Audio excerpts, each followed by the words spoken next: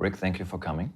You're the founder of and owner of ProSlide, and you have told me once that your business, your water park business, didn't start, it wasn't planned to be a water park business. You had completely different plans for your life. Can you tell me what happened there? Yeah, Steph, you know, I really started, I was a ski racer. I went to university, and after my ski racing career with the Canadian team, I thought I really sort of planned on being in the ski business. So I had taken sort of sales and marketing for skiing and skis. I had a job lined up with Spalding International down in the States. And that's where I was going. It was all planned until I had a chance meeting in the Chicago airport. You had a meeting at Chicago airport? Yeah. Which turned a ski business into a water slide business. That's right. How? It was a chance. I continued to ski race during my university time, and I was racing professional, and I went out to a number of ski races out in Colorado. So this was 1980, 1979, 80, and I was coming back. I raced dual slalom, okay? And so make a little bit of money, and then I was finishing my last paper for my Master's of Business. And so I'm out ski racing, and I came back, flew back through Chicago, and I was sitting at a restaurant in Chicago in the airport, and I had Salomon bindings, actually. Okay, I raced for Salomon, a turtleneck on, and there were two individuals sitting beside me, and one guy left, and the other guy turned over to me and said, "Oh, you're a skier?" I said, "Yep." And he said, "I'm related to ski areas." He said, "I sell a summer slide called the Alpine Slide." And he said, "It's very interesting that you're here." And I said, "Well, I know the Alpine Slide. There's one in my hometown of Ottawa." And he said, "We built that." And within about 5 minutes, he was saying, the person who just left here was the owner of the Alpine Slide company. And we were discussing, he was the sales manager for Alpine Slide. And he said, "We need a guy to sell slides in Canada." We were talking about that. They're from the US. I'm from Canada. He said, you could be the guy to be our salesperson. Alpine slides. Alpine slides. Not water slides. Not water slides yet. All right. So this was with a cart, you know, for winter ski areas. And, but they were starting to get into water slides in 1980. So he said, "Look, send us a resume, send us a CV, please," you know. And I said, "Look, thanks, but no thanks. I'm going into the ski business with Spalding."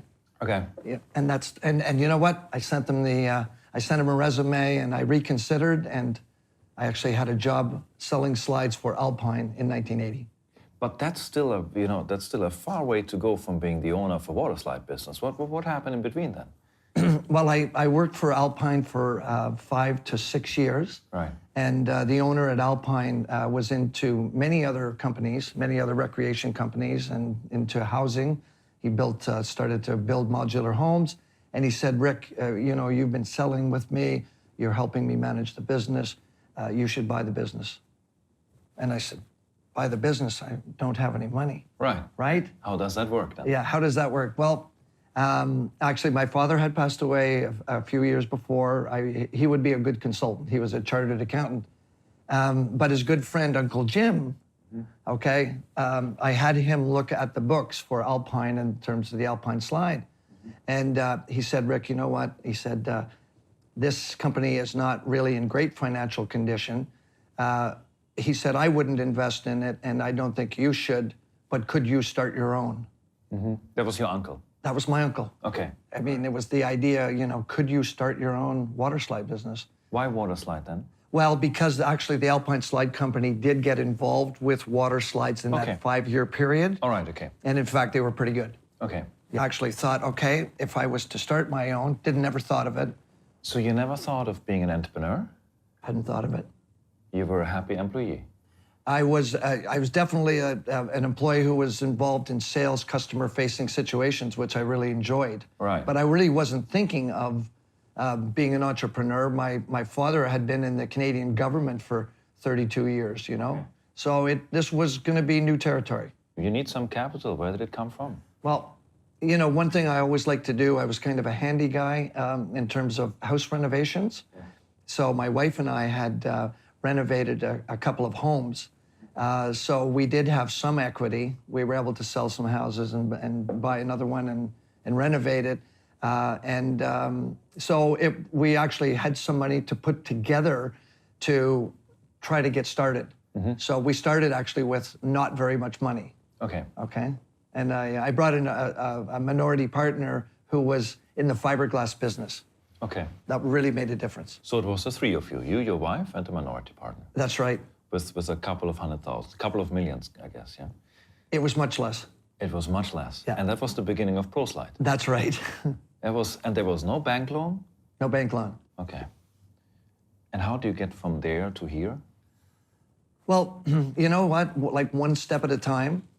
It was really, I really call it lucky, but I chose the right partner, Hans Tanzer from Tanzer Yacht, okay? They're really boats, but Tanzer Yacht, anything from about a 16 foot all the way up to 32 feet, the Tanzer Boat Company.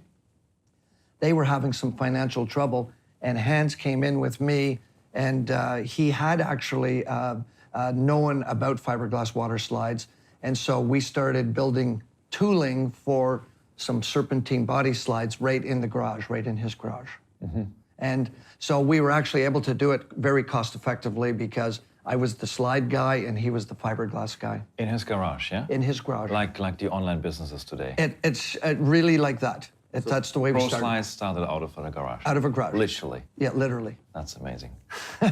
When was that? It was December 1986 we incorporated, and our first season really was the summer of 1987. Were there hard years for ProSlide in the beginning? It was amazingly not as difficult as you would imagine. Okay. Because I was always quite, I would say, integrated into the industry, having done it for 5 to 6 years with Alpine. I really, the water park industry was really, I would say, was a very tight industry, World Water Park Association, and it was really the United States where the majority of all activity was happening. Right. So it was a close-knit market, close-knit community, and I knew a lot of people. So, and they knew me to be, you know, a design-type person. And so when I started ProSlide, it was obviously with my experience from Alpine. And I remember the first year sales were $750,000. I was able to actually make some margin and you know, was able to create a little bit of equity. I think year two, and I'm not going to be perfect on this, but you know, we might have doubled that the second year to $1.5 million. And Okay. That's the way it happened. And you know, it was really interesting because there weren't that many different flumes at the time or styles. So the timing, I mean, it was very unique. Okay. We had, for example, open body slides. You know, we had kids open body slides. We had speed slides. Then we, right away in the second year, I did that the first year. In the second year, then I went straight for the inner tube rides, which was a 2 meter wide open flume for 2 people, 2-person tubes. I also went ahead with a kids called a Kiddie Mini River. So that was year 2. Year 3, I went right after the tunnel rides. There was a 1.5 meter tunnel inner tube ride. Then there was the 32-inch or the less than 1 meter body slide. After that, this is when the paradigm shift came. In year 3, and it happened fast, I had a great friend in the industry, Ned Stancliffe, who happened to be the president of the industry, or chairman of the industry. And he said, Rick, I've seen this really wide gunite flume out west at Highland Hills in Colorado. What is gunite? Gunite is actually sprayed concrete. Okay. So, you know, so people would, in the old days, spray gunite, okay, concrete, and make a flume out of it. And they had done this at Highland Hills. And anyway, Ned said, I saw this thing. He said, if you ever built this in fiberglass, Rick, you're the slide guy. He said, it would be incredible. So I jumped on the plane the next day and literally flew out to Colorado, and I rode that ride. And it was very interesting because it was not a nice U-shaped flume. In fact, it was a flat bottom with square sides, profile. And what happens when you actually go in that type of ride? Of course, it's like pinball, and quite an impact on each wall. Anyway, jumped in. It was the raft. There was no raft. It was a kiddie inflatable pool that you would put on your deck for your young kids. There was no structure to it with a 1-inch foam. Jumped in with 5 other people, and we started pinballing down here. And I thought, okay, well, this is okay so far, but we're not going that fast. But we turned a corner, and we started to accelerate. And I thought to myself, this is going to be a problem if something doesn't change with the square walls. They had done the right thing. They, in fact, had built a nice, smooth, high bank corner on this one area that we gained the speed, and that was the money shot. That was the money shot. I thought, that's it. Not if I do it, I'm going to do it. It was fast action. I'm going to build a 14-foot wide flume called the Mammoth River, and I'm going to have a nice low profile in the bottom, and then I'm going to gradually increase or decrease that radius so I have a nice big wall on both sides.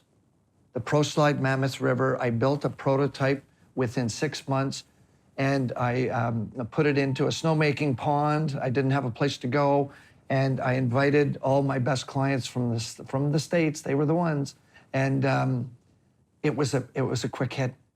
It changed the world of ProSlide, and it changed the world of the water park industry. 6 people riding in one vehicle. That was in the 80s? That was in the late 80s, the prototype 89, and I came out in 1990. I did my first sale.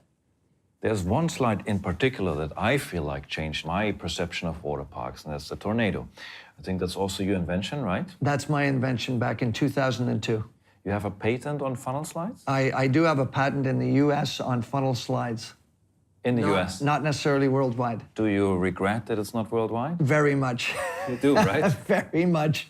That was too bad I hadn't done that, because that is the #1 selling water ride in the world. Globally now. Yeah. You're talking about your Tornado, right? Tornado. Because you can buy Tornado-shaped slides now from every water park supplier. I guess flat, or at least duplication or copying, is the greatest form of flattery. But it's not fun when you see your baby, your rides being copied by so many people. How do you deal with competition like this? Well, when I remember the first year I saw, it happened to be a Chinese company. I was over in the AAE, the trade show, and I think I was in Singapore that year. And there was a booth beside ours. The ProSlide booth was right here, and right across the hall was another company, and it happened to be a Chinese company. And they had photos of our rides, and they were claiming that they were building this ride, and in fact, they ended up building that ride. Right. So I was crazy about it. Like, I was really not happy, and I told them I was really unhappy about this. Right. That really didn't change anything, So they took a picture of an actual ProSlide Tornado installation. And put it at the back of their trade show booth. Yeah, they changed it. They, I think it was like a airbrush, changed the colors. Okay. But in fact, it was we could see all the background was from a water park that we had built. And I believe it's like 80% cheaper than yours. It was. It's definitely a lot less expensive. There's no doubt about it. Would people flip over on the walls? They could if you don't understand the in-runs and the out-runs of that ride, you can have a big problem, a big safety problem. Are there funnel slides that cause accidents? I do know that there are some that have caused accidents, and of course they're not ProSlide because we know this design so well. But in fact, so that creates a problem. It's not like there are many incidents on them, but if it's not designed right, and if it's not pitched right, and you don't have the right in-run, it can cause a problem. How old are you now, Rick? I feel 37. All right. I'm 66. You're 66 years old.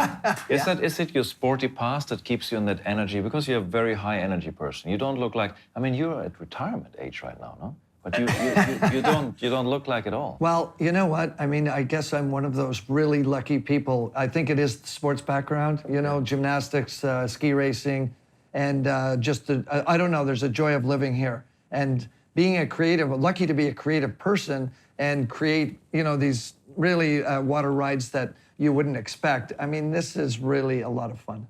You have no regrets about your life? Oh, pinch me. I'm so lucky to have ended up where I've ended up in this industry that is so fantastic. Thank you so much, Rick. Thank you for your time. Thanks, Yeah, Steph. Appreciate it. Thank you.